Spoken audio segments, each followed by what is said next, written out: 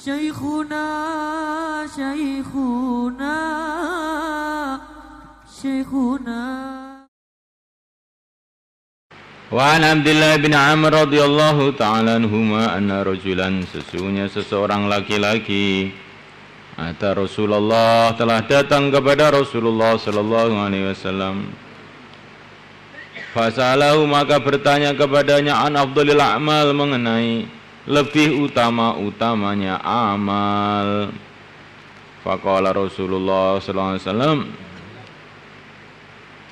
as-shalah, utama-utamanya amal adalah salat. Tsumamah, kemudian apa ya Rasulullah? Qala tsummas shalah, kemudian salat. Qala, orang tadi mengatakan tsumamah, kemudian apa? Qala, baginda Nabi mengatakan tsummas shalah, thalatha marat, 3 kali. Qala, orang tadi mengatakan tsumamah, kemudian apa? Qala, baginda Nabi mengatakan al-jihadu fi sabilillah, kemudian jihad fi sabilillah. Rawah Ahmad bin Hibban.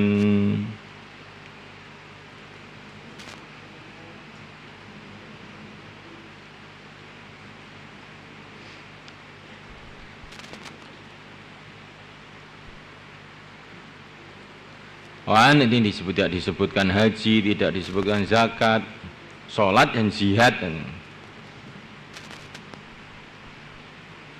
Ya. Nabi itu memberikan pelajaran, ya mungkin ini sesuai dengan orang yang bertanya itu.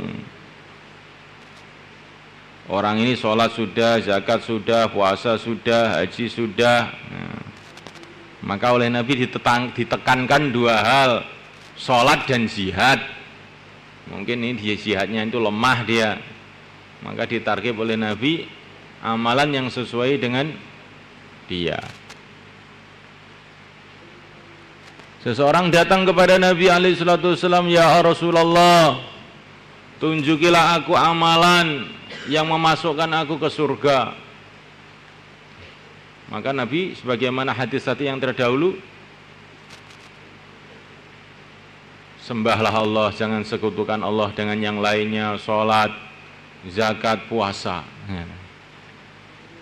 Di dalam riwayat yang lain, seseorang bertanya, ya Rasulullah, tunjukilah aku amalan yang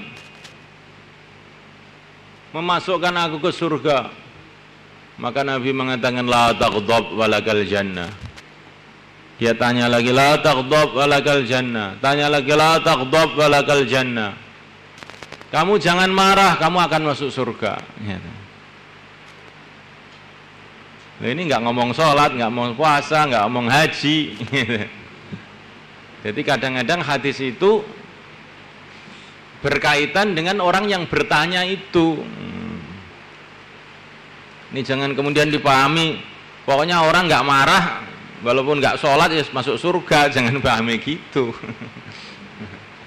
Tapi ini semua hadis dijadikan satu. Ini saya ulang-ulang terus malaikat ini supaya kamu itu tertanam dalam hati. Karena ini banyak orang salah paham gara-gara begini ini. Kalau disuruh dakwah keluar jalan Allah, maka dia hanya qu anfusakum wa ahlikum naro, katanya dia. Jaga diri kamu, keluarga kamu dari api neraka. Untuk apa pergi kemana-mana itu? Lah Quran iki ayate po sitok-tok kuwi kan. Apa Quran itu ayatnya satu itu tok? Quran itu 6.666 ayat. Lah kalau dulu para sahabat Nabi, para sahabat pahamannya seperti kamu, ya Islam nggak sampai di Jawa. Nabi cukup dakwah dengan istrinya saja sudah cukup. Jadi jadikan Quran itu seperti satu ayat, semuanya dikerjakan, begitu yang benar.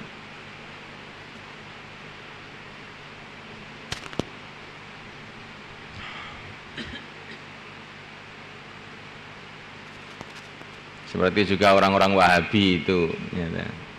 Kelirunya apa? Satu hadis diambil, hadis-hadis yang lain dibuang semua. Yang dipegang satu aja, kullu bid'atin dhalalah, kullu dhalalatin finnar. Itu dah aja. Sedangkan hadis-hadis yang lain banyak sekali yang memperinci maksud daripada kullu bid'atin dhalalah ini. Hadis itu bukan itu saja, ada 10.000 hadis. Kurang lebihnya yang bisa dipegang itu hadis sahih itu kurang lebihnya 10.000 hadis. Bagaimana kamu ambil satu hadis saja?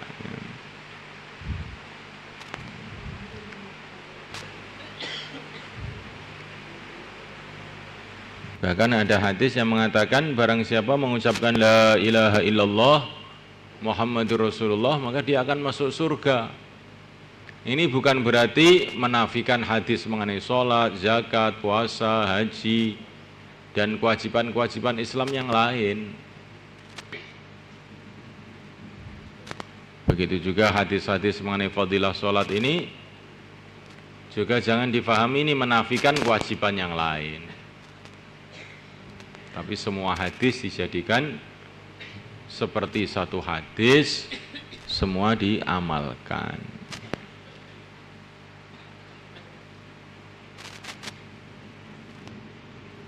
Lah kenapa Rasulullah SAW ini kok dalam hadis ini hanya menjelaskan sholat saja, dalam hadis yang lain hanya menjelaskan syahadat saja, dalam hadis yang lain menjelaskan mengenai sholat, zakat, puasa, haji nggak disebutkan seperti dalam riwayat-riwayat yang sebelumnya. Maka ini diantara sebabnya memang Nabi itu mengajarkan agama ini secara bertahap-tahap gitu loh. Secara bertahap-tahap. Jadi jangan ini terus kemudian menafikan yang lain.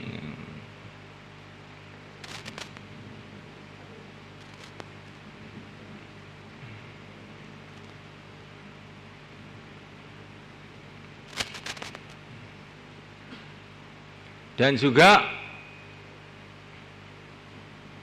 kenapa ini diajarkan sebagian begini ini? Amal agama ini seperti cahaya. Jadi umpamanya sholat ini ya.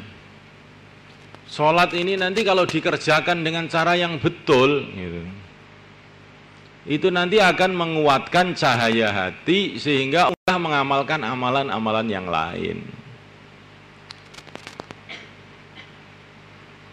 Inna sholata tanha 'anil fahsya'i wal munkar. Begitu juga namanya syahadat. Orang bersaksi atas la ilaha illallah Muhammadur Rasulullah.